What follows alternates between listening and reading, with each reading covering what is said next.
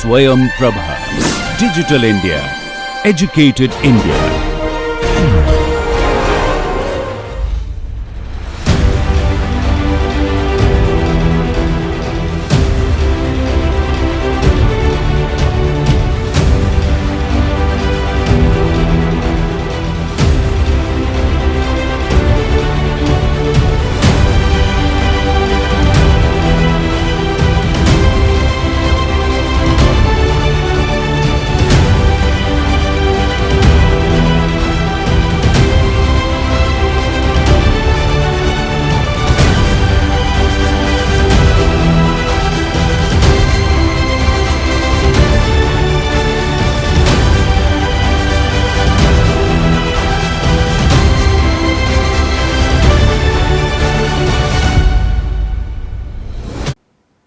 Namaste, welcome to the 13th session of our course Yoga and Positive Psychology for Managing Career and Life.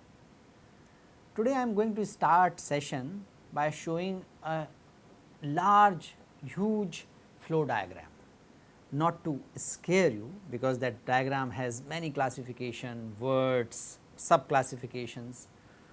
So, the idea is not to scare you with the concepts, but to convey to you that lot of those things are already being discussed, already being covered, and how we are going to move ahead from there. So, this is the diagram, and in this previous session we talked about this sadhana chatushtaya, the fourfold spiritual practice, and out of the fourfold spiritual practice described in the Tattva Bodh of Sri Adi Sankaracharya, we discussed Shat Sampatti, we also discussed Abhyas and Vairagya. In Shat Sampatti we discussed Sham, Dam, Uparati, Titiksha, Shraddha, Samadhan, we have already discussed that. In the Dam we discussed about mind. Mind can be in the Chikta, Vikshipta, Mood, Ekagra and Niruddha state. In our previous session we did not discuss mood deliberately because if we have some idea about the Chipta and Vikshipta, we can now understand the idea of mood, that is condition of mind including the tendencies that cause laziness and idleness. So, that is the mood state. We discussed all other four states. We have already discussed the Vairagya and Abhyas, the two essential things for Shama, or two most important things to surpass the obstacles on the way of attaining well-being and managing our self and career. We briefly touched upon in one session the 8 appendages or 8 angas of yoga: yam, niyam, asan, pranayam, pratyahar, dharana, dhyan, samadhi. You will be hearing these words more often now, and afterward we will discuss the niyamas, the 5 niyamas and 5 yamas. Yamas and niyamas are considered to be do's and don'ts, they are more than that, that is what we are going to discuss. And this excellent flow diagram is taken from this website. You can have a look at that website. They give a comprehensive teaching and learning process. So, they give excellent inputs on the yoga. Today's session is focused on interventions for managing self and career. Interventions meaning what we can do about. Interventions means something is going on and we want to influence it in a positive way. What we can do about it, that is the intervention. So, to understand the interventions, we can look at two concepts which we have touched upon briefly earlier, and now we are going to build on that. These realms are our layers of self. Those are Annamaya Kosh, Vijnanamaya Kosh, Manomaya Kosh, Pranamaya Kosh and Anandamaya Kosh. Human self is understood to be like different layers, and those layers are physical sheath, which is called Annamaya Kosh, Pranamaya Kosh, which is sheath of vitality, which gives energy to all other koshas, Manomaya Kosh, that is mental sheath, mostly related to emotions, Vijnanamaya Kosh, which is the sheath of wisdom or sheath of internalized knowledge, sheath of recognition of the speciality, the diversity of the manifestations of nature, and when all four are aligned we experience bliss. So, that means it is always there. If we manage all four koshas well, Anandamaya Kosh occurs, Anandamaya Kosh is experienced.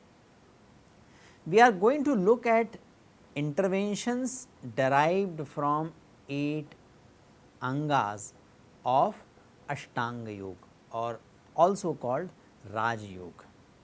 These 8 angas we have enumerated in the previous slide. We are going to have more detailed discussion in the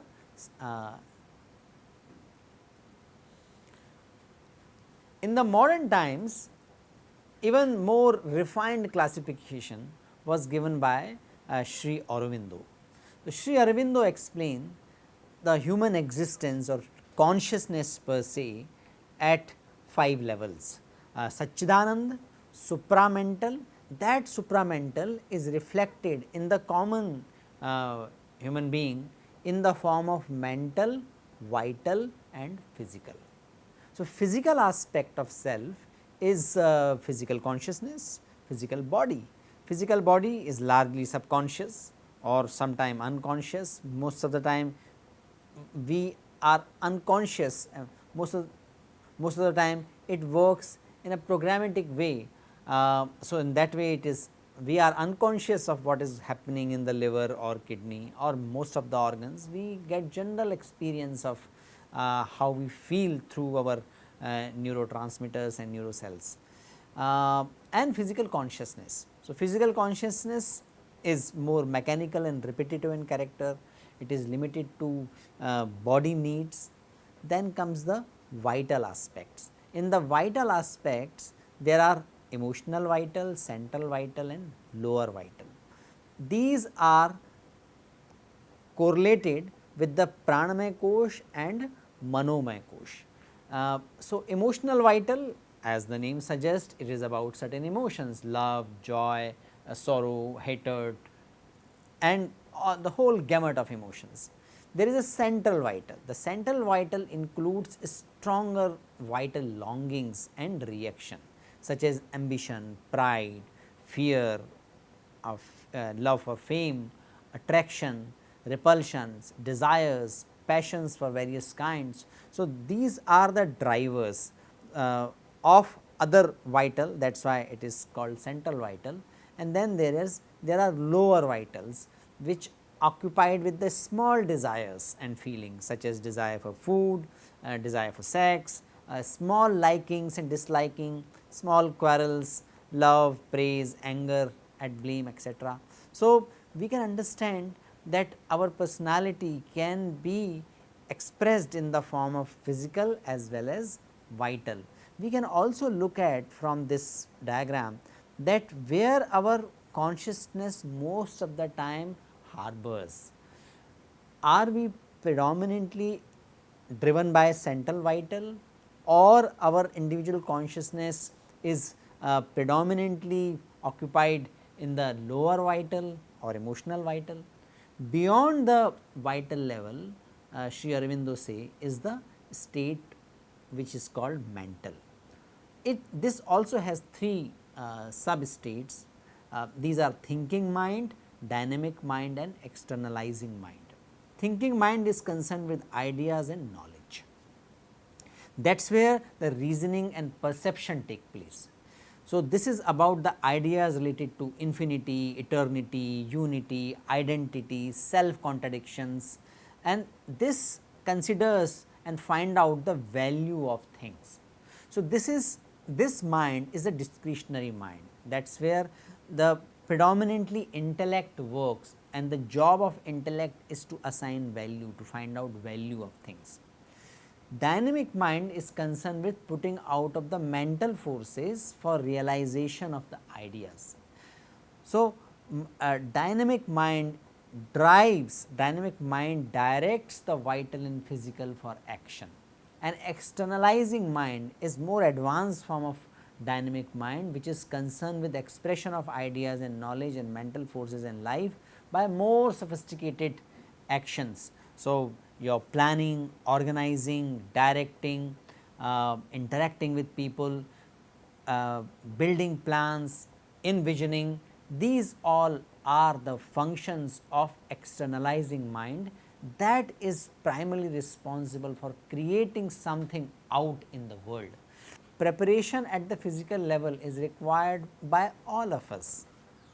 Similarly, we can nurture and manage the vital aspect. Managing self means managing physicality and also managing vital aspect. Those are emotional or central vital or lower vital. These are also the bedrock at which our mental level functions. This is influenced by mental level, and this in turn influences the mental level. So, there is a virtuous or vicious whatever cycle operates amongst these levels. So, the good thing is that we have that faculty in us, which is a witness, which is the master of all this, which can prepare vital and physical. Before going for an important match, people not only prepare their body, they also prepare their mind. They also inculcate specific types of emotions which are necessary to perform best in that situation. It also has its own power, not that everything has to be consciously at the mental level. We can use the mental level to prepare the vital and physical level. So, managing self means using mental level for preparing vital and physical level to accomplish whatever we wish to accomplish. It also means that taking care of our physical and vital, so that our mental can also be healthy and we are able to conceive right ideas. We can use our intellect in the most efficient way, make best judgment in the situations, and able to envision and then create whatever we wish to create in this life and in this career. You might recall, by this discussion of the self based on Sri Aurobindo's classification, we discussed something in the 7th and 8th chapter about, recall, we had discussion on the Panchakoshas as the notion of self. We also discussed that different koshas are classified into shariras or body. So, gross body is sthul sharir or gross body is annamaya kosh, sukshma sharir or subtle body is pranamaya kosh, manomaya kosh and vijnanamaya kosh, and karan sharir, the causal body, is anandamaya kosh. That is our real self. In the Vedant, they say that all what is real is Brahman, which is constant, integrated, all pervasive name of consciousness. That consciousness first reflects in the form of Ananda. So, Sat Chit Anand, that is its form, that is its expression. Ananda is the first expression. From the Ananda comes Vijnanamaya Kosh, from the Vijnanamaya Kosh emerge Manomaya Kosh, then Pranamaya Kosh, and then the gross body appears. So, that is the basis of the Vedanta. In the Sankhya also, it is said that Purush, they merge, they come together in the presence of Mahat, and the Mahat result into Ahankar, Buddhi. From there emerge Tanmatra, the root senses, and from there comes the sense organs or faculty of senses. Panchakoshas emerge after that, and before that the Panch Tattvas come. So, in both the streams, Sankhya and Vedanta, what is assumed is, so in both the streams Sankhya and Vedanta, it is upheld that constant integrated awareness in the presence of Prakriti or not in the presence of Prakriti. In the Sankhya, they say it is with Prakriti, Brahman they say it is because of ignorance, because of Maya. So, these are the differences in the interpretations, but eventually both the systems believe that it is the subtlest and the most pervasive aspect result into more individualized aspect of physicality, mentality or physicalized aspect of individuality. So, if we have to manage ourselves, we need to manage at the gross level as well as the subtle levels. So, for that there are many interventions in the we call yoga. Yoga, as explained earlier, comes from the word yuj, that means the joint, that which joins, that which connects. First it was used for that piece of sent together for the work of agriculture. Is inherently it means that which connects, or actually it should mean that which reconnects. Our individual self and the cosmic self are always one. Actually the individualized self is result of the cosmic self, it is an expression, but because of ignorance or because of Prakriti, whatever philosophical school we follow, we experience the sense of individuality or we experience the separation from others. Yoga help us in dissolving that experience, and if that experience is dissolved even for few seconds, even for some time in being in our physical body, then that is the state of blissfulness. That is what yogis talk about. To achieve that state, there are predominantly 4 paths. There can be numerous paths. If you look at the list given in the Frustein's book on the psychology of yoga, he enumerates more than 40 types of yoga. You also must have heard about many types of yogas, but Swami Vivekananda classified it in a simplistic way. Branches: Bhakti Yoga, that is about surrender to the embodied form of universe. So, that constant integrated awareness, not many people can relate to that. So, they give some form to it, form of Krishna or form of Shiva or form of Ram. These are the forms given, these are also avatars, and these are accepted as the expressions or embodied form of Supreme. In fact, in the Indian tradition there is a notion of Ishtadev, whom you revere, whom you direct your most positive emotions, whom you consider the expression of the ultimate self or the best self or the Purusha or the Brahman. That expression is called Ishwar, and Ishwar is conceived as Ishtadev, and Ishtadev meaning the Dev or superior of your liking. So, we can actually form the Ishtadev. We not only can choose the multiple forms available in the form of Hanuman or Shiva or Ram or Krishna or form of mother, we can actually develop. So, theoretically yogic tradition also allows people to develop their own forms of their favorite form of Ishtadev. So, Bhakti Yoga predominantly it is Manomaya Kosh driven, Jnanamaya, then comes the Jnana Yoga.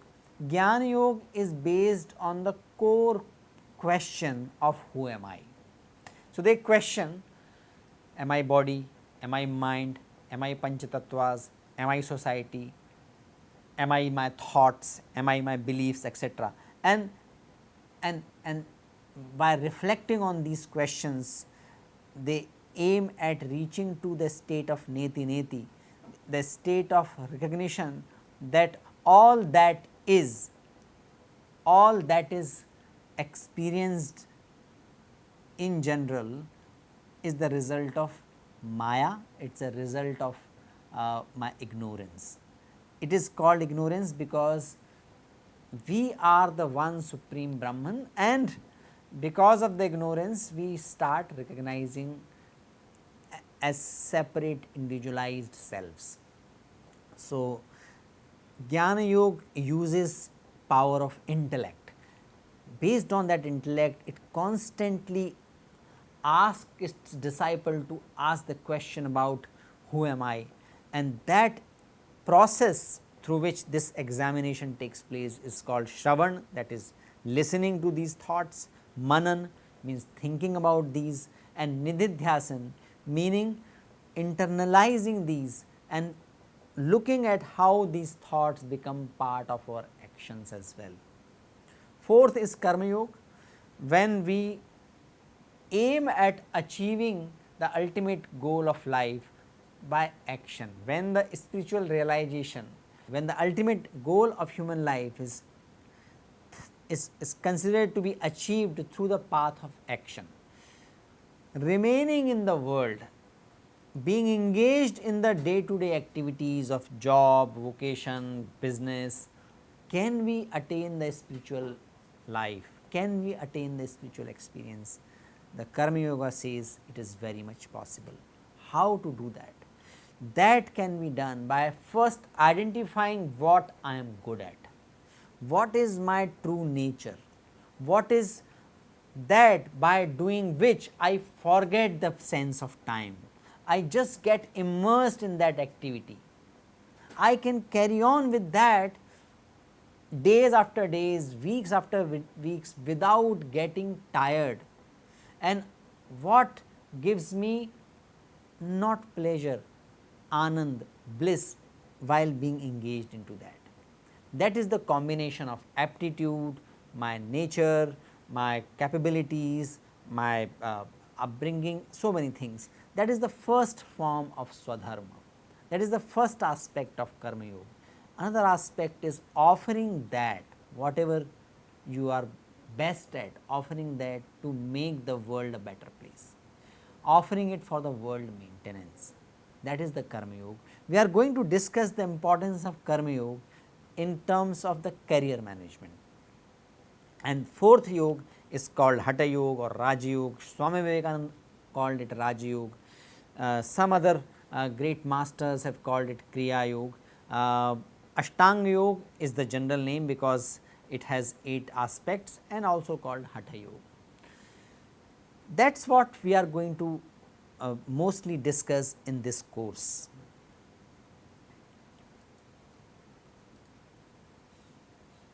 You also might recall we had a brief discussion on the Ashtanga Yoga in the section 9, where we explained that Ashtanga Yoga has physio-psychological interventions, which are for example pranayam and asanas are the physio-psychological in nature.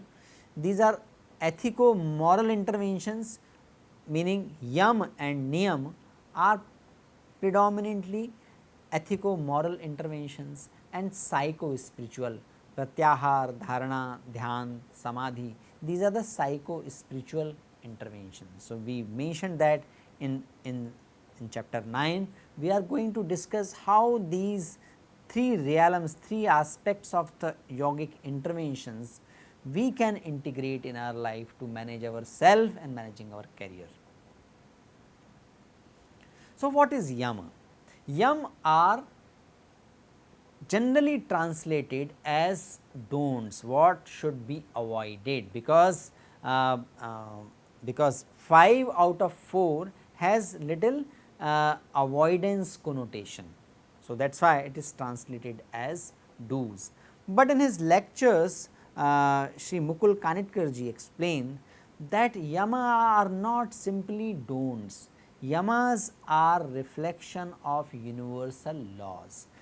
Without these laws, universe will not operate. Ahimsa, Satya, Asteya, Brahmacharya and Aparigraha. These are called yamas. Let us look at these yamas in light of this definition, the definition of these being universal laws. Ahimsa. We can see some hinsa going all around us, but no one can remain in ahimsa 24/7. People can remain in satya, people can remain in love, remain in compassion 24/7. So, people cannot remain in hinsa 24/7. That is why the term ahimsa means non-violence. People cannot remain in people cannot remain violent 24/7. People can remain compassionate 24/7. We all can remain in truthfulness 24/7, but we cannot remain in violence 24/7. Though we see lot of violence all around, but that is not the true nature of human being or any creature in the world. Satya is truthfulness, being correct, being right. No one can speak untruth all the time. We speak false things sometime, but that is not the true nature, because no one can remain in the untruthfulness always. So, Satya, truthfulness is the law. People have to get back to that. People have to get back to Satya. Asteya, not stealing away things. We see criminals who lift things of others, who steal things from others' home, but the stealing cannot go on always. One person cannot keep stealing. And stealing is not only in terms of the physical stealing, stealing can also be stealing the rights. Asteya means non-stealing.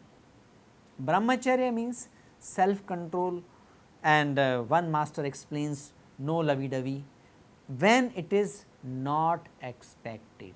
So, another Dr. Shankar explained, is a great scholar and practitioner of Ayurveda and the Western medicine both, explained that Brahmacharya is healthy sexuality. Aparigraha, non-hoarding. Non-hoarding, people can't just keep hoarding all the time, because there is a time, there is a situation where limitations occur.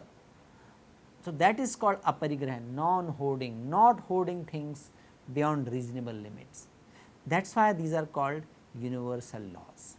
We have to follow these laws, we need to be conscious of these. These contribute to our well-being. Then comes niyama. Niyamas are the social and personal observances. Niyamas can also be understood to be the basis on which we can practice the other angas of yoga. So, Shauch, Santosh, Tap, Swadhyay, Ishwar Paranidhan, these are niyamas. Shauch means cleansing, external cleansing as well as intrinsic cleansing, the cleansing of body and also cleansing of mind. Keeping mind uncluttered, that is the first niyama. How can we keep mind uncluttered? Until we keep resolving things, until if I have a anger and if I do not forgive after some time, my mind will remain cluttered.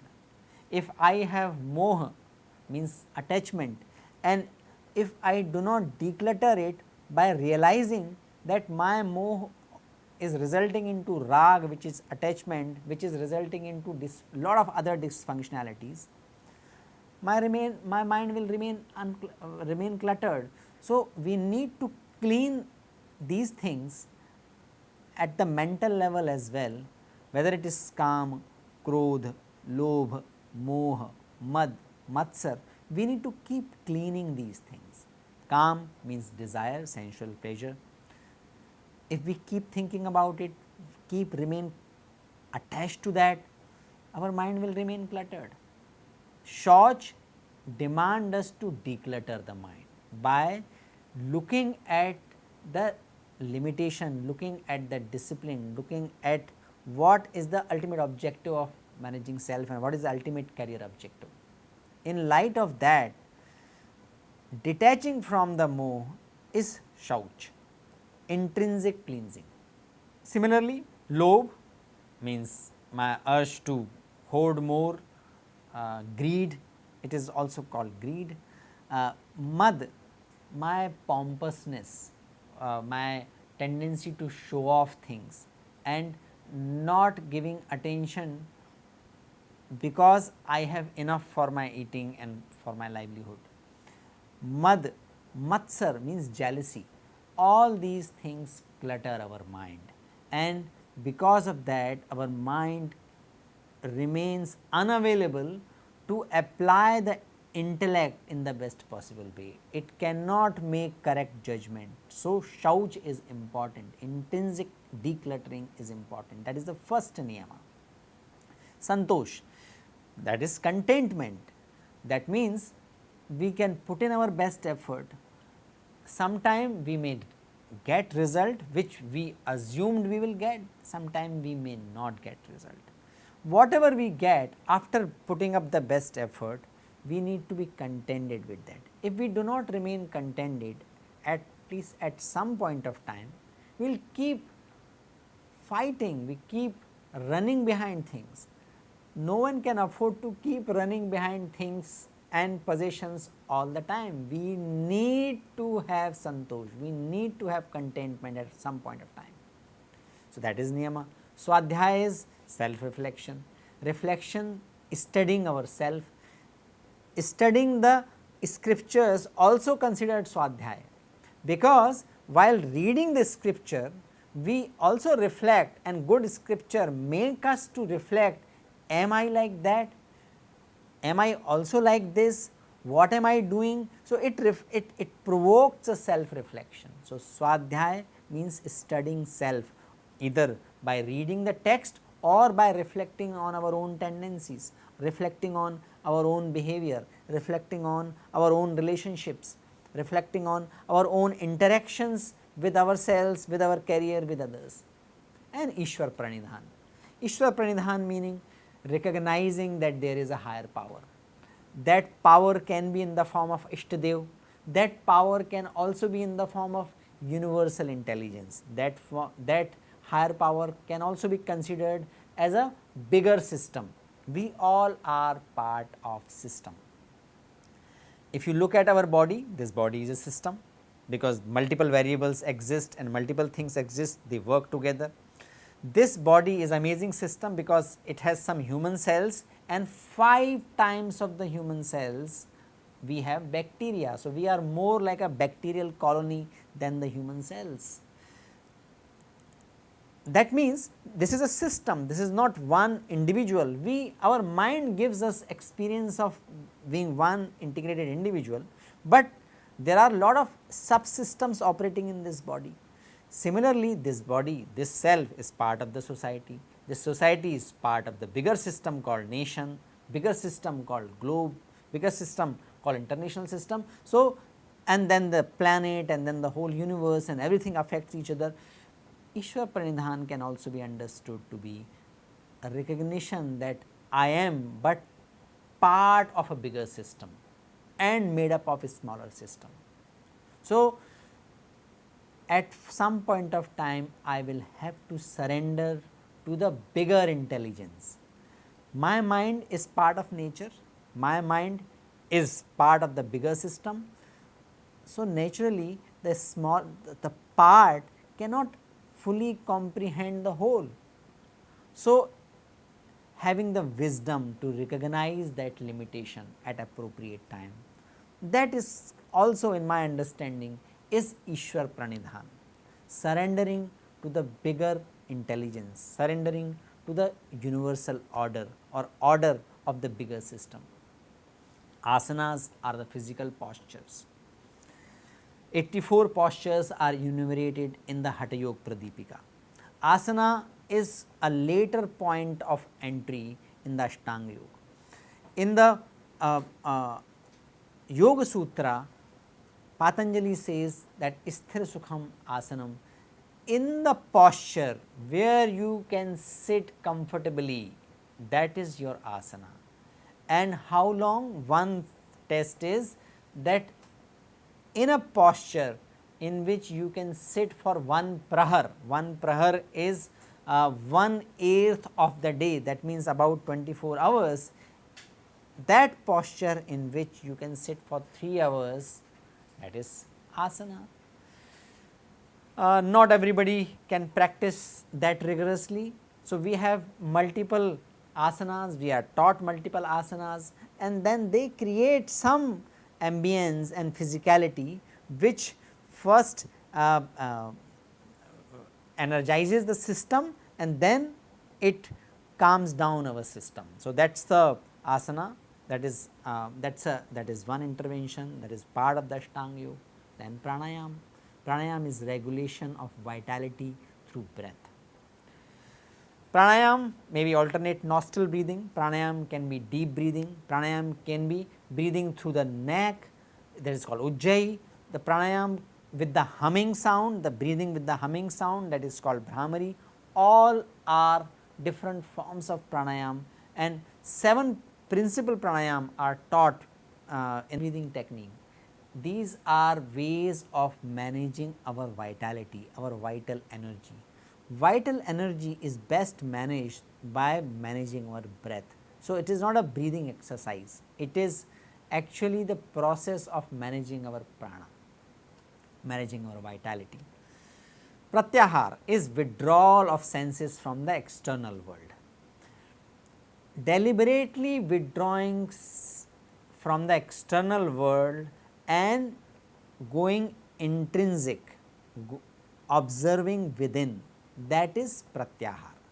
Pratyahar meaning now I am not going to enjoy by my senses externally or by my external senses. So, tongue for the taste, eye for the vision, ear for listening something. I am not going to use these senses to enjoy externally. I will get back within myself to enjoy within. That is the essence of pratyahar. Yoga nidra is one part, one aspect of pratyahar. There are different aspects and there are different practices of the pratyahar, and that is one of the intervention we are going to study. Dharana, effortful focused attention and concentration. Focusing on one thing, upholding a thought, upholding a vision, focusing on some form or some sound, that is dharana. It is important, you can sense that it is important to achieve the ekagrata. The ekagra is the one state of mind we discussed in the previous session. Chipta, vikshipta, ekagra, niruddha and mood, these are the 5 states of mind. By following these, our mind becomes more and more ekagra, and the last practice to achieve the ekagrata or ekagra mind is dharana. All other practices also help us in achieving the ekagrata or ekagra state or niruddha state. Yam, niyam, asan, pranayam, pratyahar, they all contribute to achieve the dharana. They all contribute to achieve ekagrata and niruddha, cessation of the mind field activities or giving full control on the mind field activities. But dharana is the final practice, because after dharana we can enter into dhyan. Dhyan is effortless process, dharana is a effortful process. Dhyan happens, dharana we need to practice, we need to perform. I am not going to discuss about samadhi, self transcendence, ecstasy. If you experience dhyan, you continue that, and someday samadhi happens.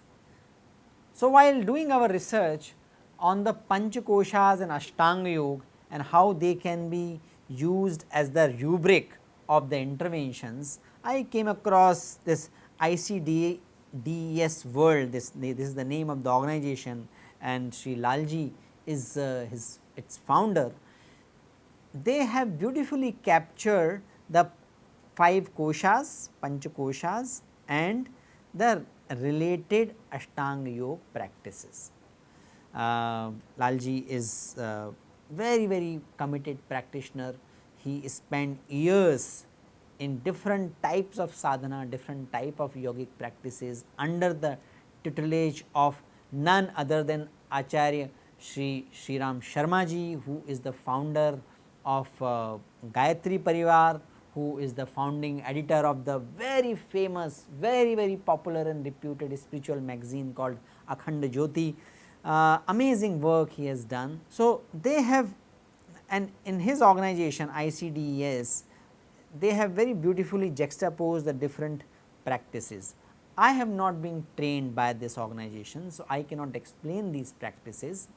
I can understand few by the name, but the practice of yoga is such that different organizations can actually bring some creativity, some permutation and combination which can do great things, which can be innovation in itself. So, I am not going to explain these practices, but I can also, but I will suddenly mention strengthening different aspects or different koshas of self. Physical body is the first Annamaya Kosh. Annamaya Kosh, if we keep our Annamaya Kosh well, then it will give health, longevity and youthfulness. If we take care of our Pranamaya Kosh, that is managed through breath, as I just explained, that gives royal personality, that gives our ability to work smartly, that enhances oj and tej, that can also bring fame to our life. Then comes Manomaya Kosh. Manomaya Kosh, when we nurture Manomaya Kosh, in our personality we can develop patience, mental balance, concentration and intelligence. When we take care of Vijnanamaya Kosh, our sixth sense arises, or some people also call it third eye. Gentleness, sympathy, ability to look at pattern before others, all these capabilities come when we maintain or manage, when we strengthen our Vijnanamaya Kosh. And Anandamaya Kosh, when it is nurtured, we reach to the self actualization, limitless happiness. These are the outcomes of nurturing the Anandamaya Kosh. And then Lalji has, and this organization teaches many practices related to yoga. These are, and these can be mapped towards strengthening some or other form of koshas. Actually, all the practices influence all the koshas, but they operate mainly in one, they reflect first mainly in one kosha and then the impact of that spill over to the other koshas. That is how it works. So, now this is excellent example, this can be explored. What we are going to do in this course is this much. We are going to look at the interventions for managing self and career corresponding to 5 koshas.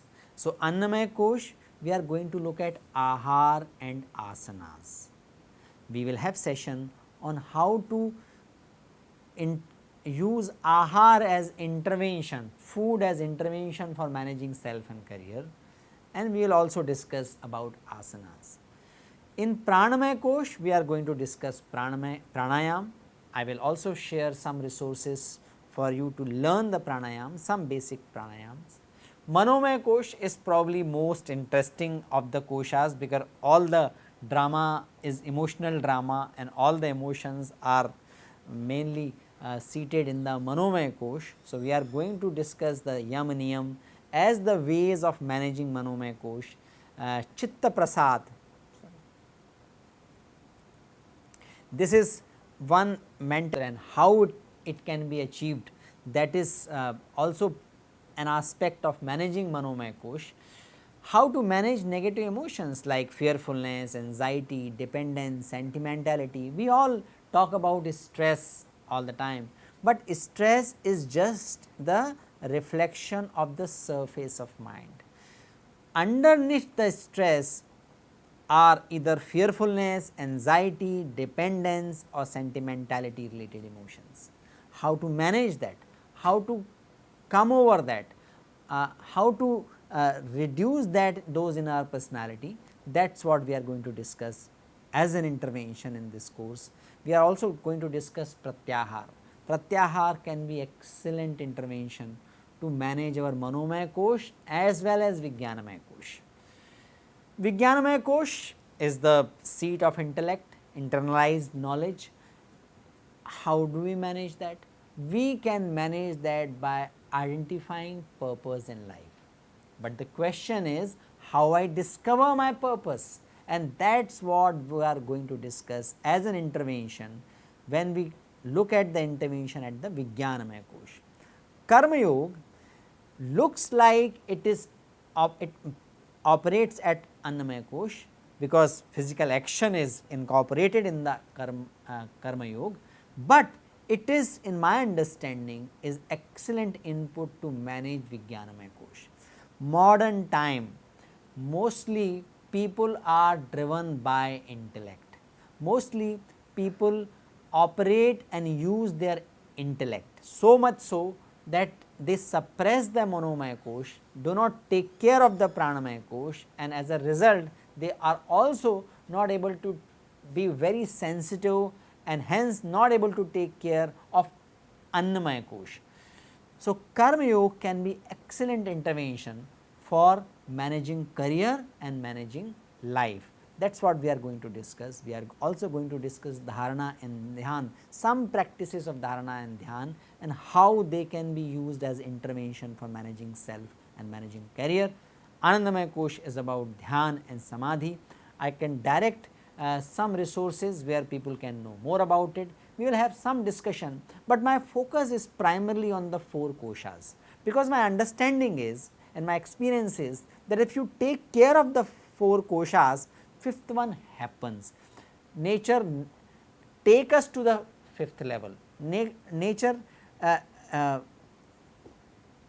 Nature when we focus on previous 4 koshas, and that is where the interventions can happen. In the Anandamaya Kosh, intervention in my understanding cannot happen. Anandamaya Kosh is to be experienced, and then though the intervention is possible, if we look at the life stories of Sri Ramakrishna Paramhans, he was experiencing Anandamaya Kosh most of the time, but still some intervention was required for him to reach to the even higher level of spiritual awakening, but we are not going to discuss much of those things in this course. We can conclude our discussion on the overview of the interventions by looking at the 3 pillars of health as explained in the Charak Samhita. 3 pillars of health explained in the Charak Samhita, the oldest literature, documented literature on the health and Ayurveda, the science of life. Traya upastambha iti, 3 pillars are aharah, that is food, swapno, that is related to sleep, and brahmacharya miti. Iti means hence, and these ahar, food, swapna or sleep, and brahmacharya, self control, these are the 3 pillars of health as explained in the Charak Samhita.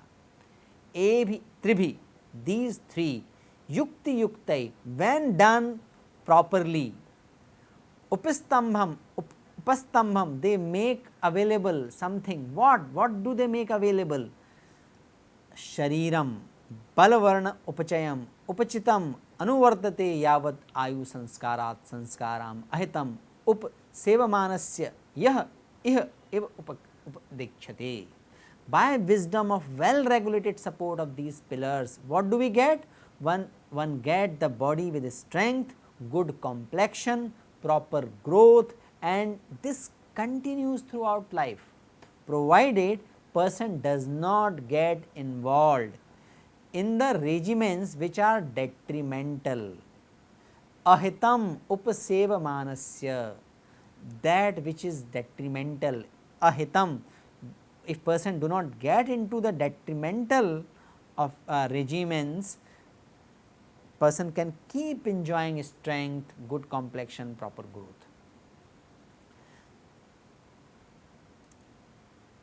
We can see how these three pillars are deeply connected to the Ashtanga Yoga, how these three pillars can be achieved through Ashtanga Yoga.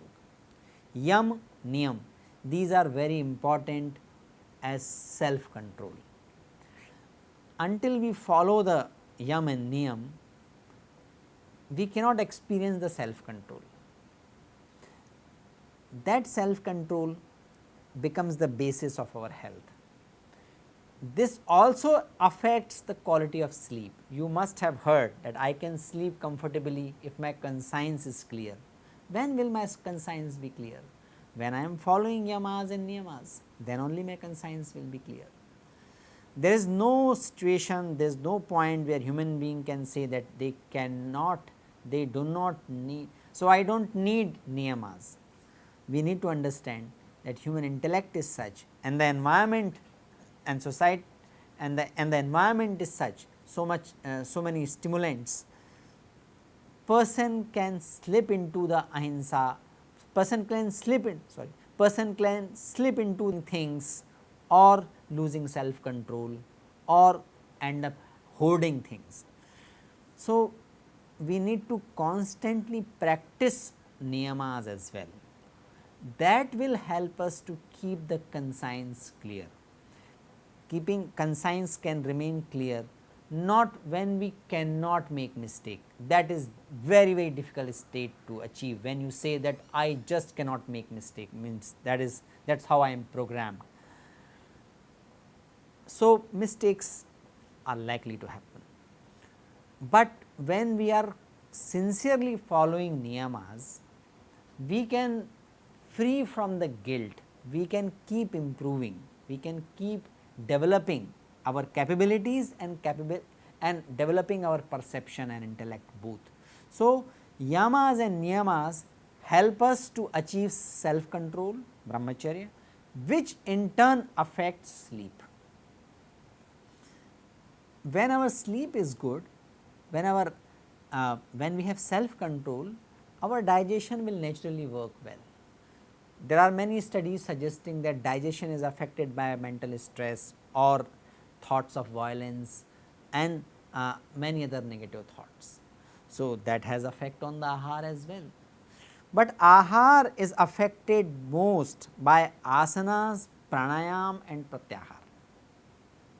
Asanas means physical posture. If my posture is correct, if I do the vyayam, I do the exercise by performing right asanas, my digestion will be good. When I regulate my vitality through the pranayam, again my energy to the intrinsic organs will be more and the digestion will be better.